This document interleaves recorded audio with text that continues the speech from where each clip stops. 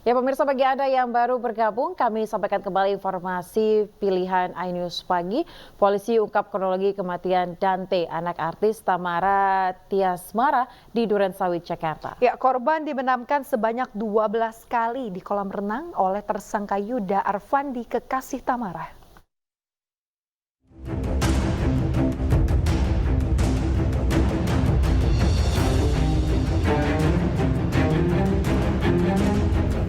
Membenamkan korban sebanyak 12 kali di kolam renang 1,5 meter.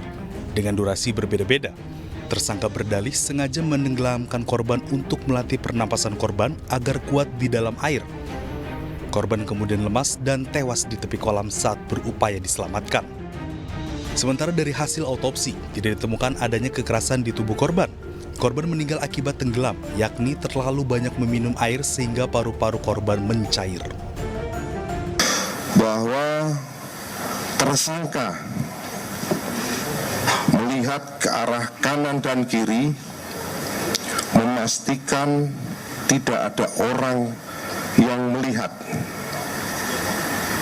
Lalu kemudian membenamkan korban ke dalam kolam sebanyak 12 kali. Dengan durasi waktu yang bervariatif. Kemudian korban berusaha berenang ke tepian kolam. Namun tersangka melakukan gerakan yang mencurigakan sehingga korban tidak dapat meraih ke tepi kolam.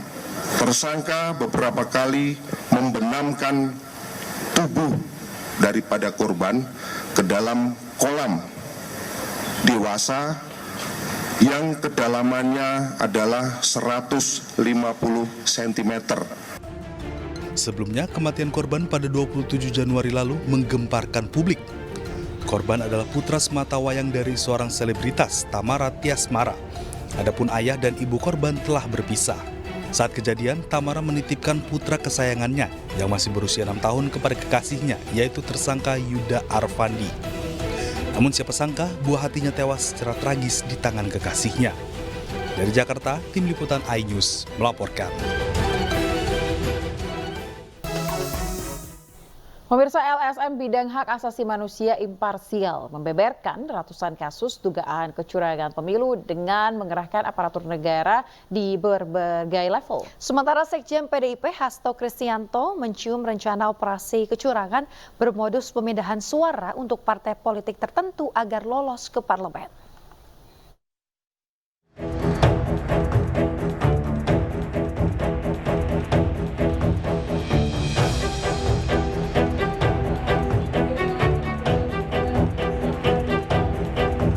Lembaga swadaya masyarakat yang bergerak di bidang hak asasi manusia imparsial membeberkan temuan 121 kasus dugaan kecurangan pemilu selama masa penetapan Capres-Cawapres yakni 13 November 2023 hingga 5 Februari 2024. Kecurangan diduga turut dilakukan aparatur negara di berbagai level.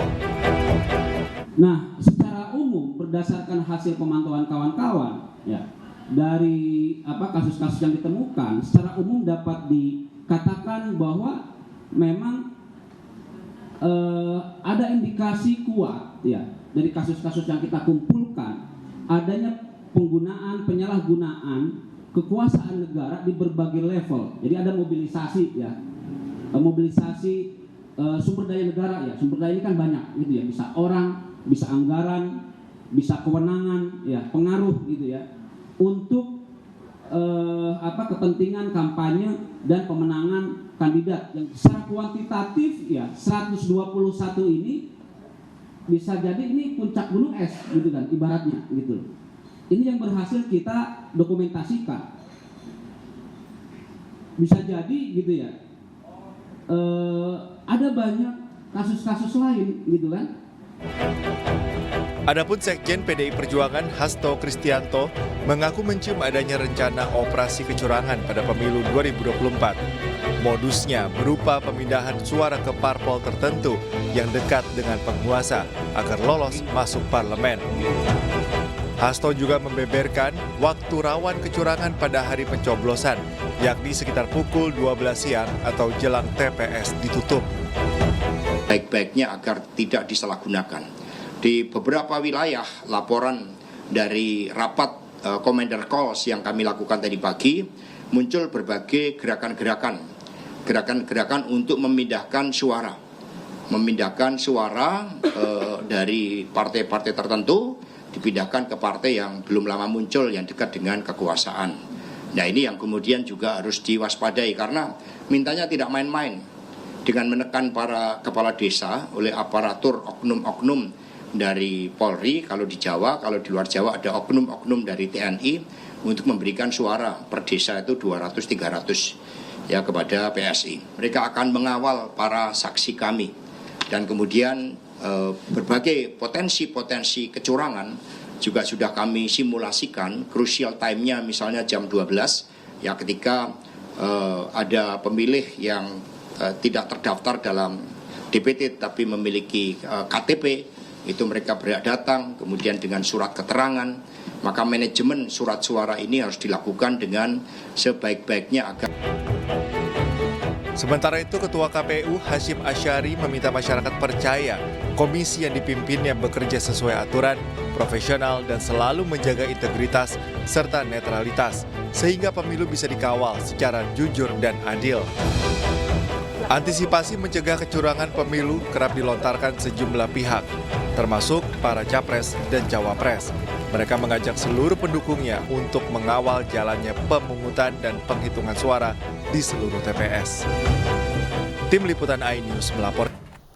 Daftar pemilih tetap pemilu 2024 tercantum nama unik dengan 1 huruf pemirsa hingga sempat diragukan oleh panitia penyelenggara pemilu di Jepara, Jawa Tengah. Pihak penyelenggara pemilu melakukan cross-check ke pemilik nama dengan meminta bukti berupa kartu tanda penduduk serta kartu keluarga. Pria kelahiran desa Sinanggul, Jepara, Jawa Tengah ini terbilang unik karena tidak tersusun dalam suku kata layaknya nama kebanyakan orang. Dalam daftar pemilih tetap pemilu 2024 tertulis nama dengan hanya 1 huruf N. N terdaftar sebagai pemilih tetap di tempat pemungutan suara 24 Kelurahan Sambangan, Kecamatan Gajah Mungkur, Kota Semarang. Nama N sempat mencuri perhatian penyelenggara pemilu hingga diragukan kebenarannya. N yang saat ini telah berdomisili di Kelurahan Sambangan sempat didatangi petugas pemutakhiran data pemilih guna memastikan kebenaran nama tersebut. Kepastian itu pun dibuktikan dengan menunjukkan kartu tanda penduduk serta kartu keluarga. Ya pemirsa, informasi tadi sekaligus menutup iNews pagi hari ini. Akhirnya saya Aya Nufus dan saya Asmiatania pamit undur diri. Terima kasih, selamat pagi dan sampai jumpa.